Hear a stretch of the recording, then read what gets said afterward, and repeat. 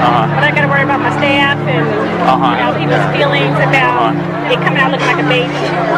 Is there any standard procedure for verifying signs of life? Well, the thing is, that doesn't go in a chart. I mean, the key is you need to pay attention to who's in the room, right? Good evening, everyone. My name is Deborah Nucatola. I'm the Senior Director of Medical Services for Planned Parenthood Federation of America. A lot of people want to attack parts these days because they're looking for specific nodes. AB nodes, SA. I was like, wow, I didn't even know. Good for them. And on behalf of all of us at Planned Parenthood Federation of America and our partners at Society of Family Planning, I'd like to welcome you to the North American Forum on Family Planning, as well as the George Tiller Memorial Networking Reception. Now, networking reception. Those of you who have seen me in the last hour have seen that I basically spend this reception running around introducing people to other people, and that's exactly why this meeting was created. Nice to meet you. I have no more, so you want to name it Arizona. Wow. Which is We're supposed to introduce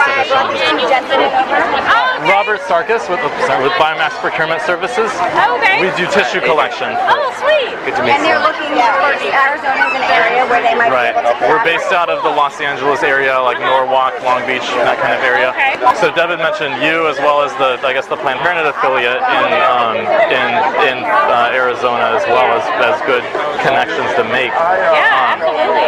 Are you? It's been on my mind because I used to work at Planned Parenthood Los Angeles, and we used to have Novogenics, I think, is the one that comes in, to do it there. Yeah. So you have experience with providing material for these purposes. Yeah. Due to some things going on at Planned Parenthood, I get a lot of referrals from Planned Parenthood. So I used to be medical director at Planned Parenthood Arizona. That's how I ended up in Arizona.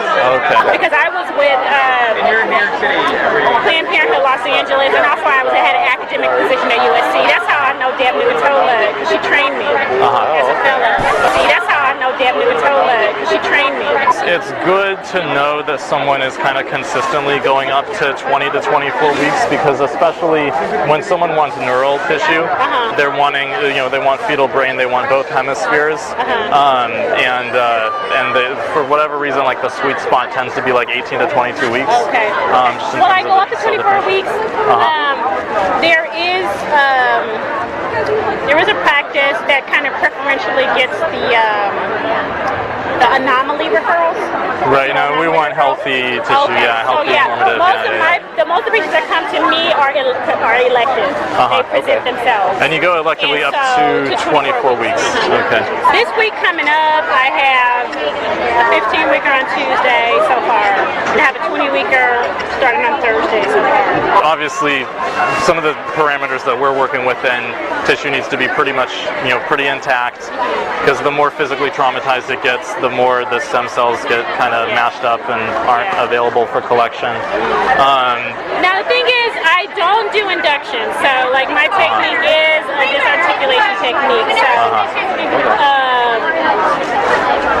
So there would have, we'd have to kind of talk about like exactly what it is that you're needing. Right.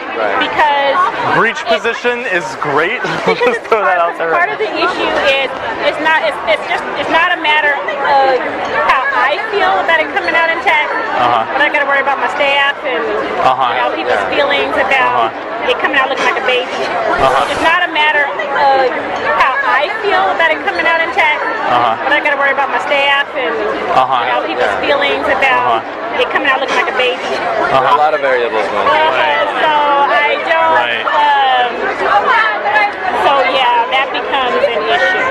Yeah. That's interesting that there's a kind of an issue with the staff to have to kind of protect their comfort level. That's so interesting. I mean, do you ever find yourself in a situation where like it would be easier if this case kind of wants to come out intact, but you are kind of like you have to make sure it doesn't, so the staff doesn't freak out? Or that's one, and then another issue is Arizona is so conservative. I just don't even want to send a full fetus for cremation or any of that. Absolutely, it's asking for trouble. Yeah. Right. We have the people who do our paperwork for the fetal death certificates. They email us calling them baby this, baby that, baby so and so, and I'm like, that's creepy. Yeah, they email us calling them baby baby this, baby that, baby so and so, and I'm like, that's creepy. You know your environment. That's it so well. Like very well. It's creepy. So I mean, there are a lot of variables that come into play. You know, sometimes too, just the patient, the way that they respond to the medication, things It just happen happens. quicker than Yeah, absolutely. So that happens. Are you, no, do you dig? Yeah. Starting when? 20 weeks. Starting at 20 weeks. Okay. Because that's the other thing, because dig kind of rules out. It ruins the integrity of the specimen. I mean, it kills the stem cells. I mean, so the thing is, it's really, and then that really is an issue because in Arizona, if the fetus comes out with any signs of life, we're supposed to transport it. At any gestational age? Any gestational age.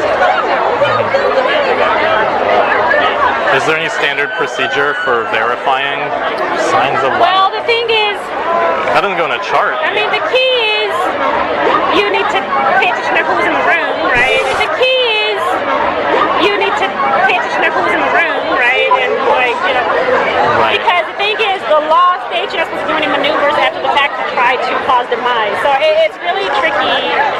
Yeah, it sounds like it's real hard to navigate that bad. Yeah, it's really tricky. So we do, most of the time we do dig, and it usually works. And then we don't have to worry about that because the Arizona state law says if there's signs of life, then we're supposed to transport. Yeah. It's a mess. Yeah. Research shows that dig doesn't make the procedure easier in someone who is well trained. But I have to tell you anecdotally, my biceps appreciate when the dig works. Really? So, it's in the biceps when you're doing a D&E? It does not take me any longer to complete the procedure, but it takes more force. Really? What is it when you're doing a non-dig D&E? It's that's where It takes a bit more. Yeah. Wow. So I remember when I was a fellow and I was trained, I was like, oh, I have to hit the gym for this. You have to go to the gym in order to do it. What age? When does it start? What gestation does it start getting really difficult? Like it is like a workout. 20 weeks. At 20, that's when it becomes difficult. It can get difficult.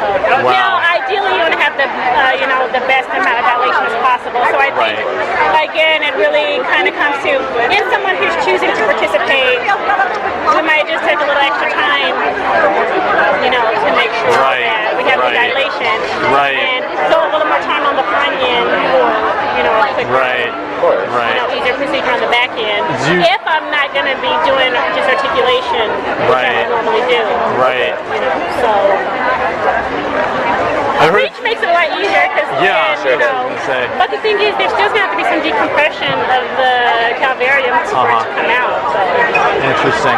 Because Deb had mentioned to me that if you're there's dilation that happens as the case goes on if you're extracting from breech, and then at the end that if there's you do it enough, and so then the calvarium can come out intact.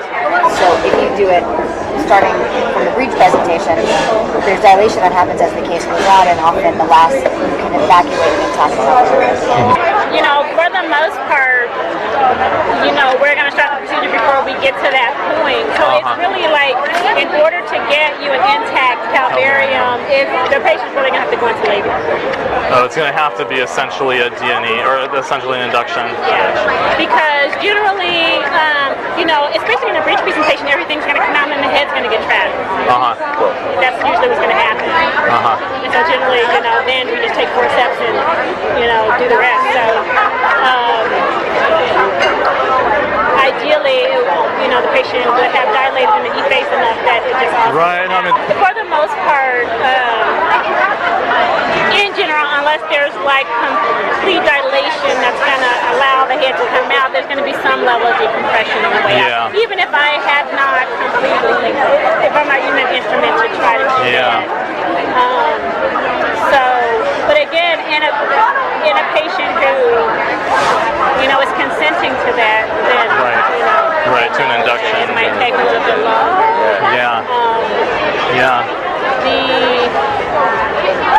So I mean, I think it's worth worthwhile to explore. Yeah, definitely. Do you? I mean, and we return a portion of our researcher fees to the clinics and private practices that work with us. So just because if we're going to come in and do all that, we want to make it worthwhile for you and make sure that it's a partnership that that benefits everybody. Yeah.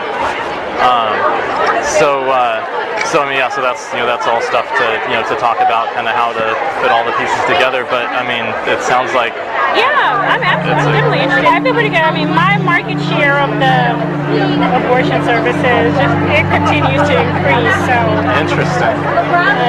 It is very interesting to see how it all comes out. And you go electively up to 24 weeks.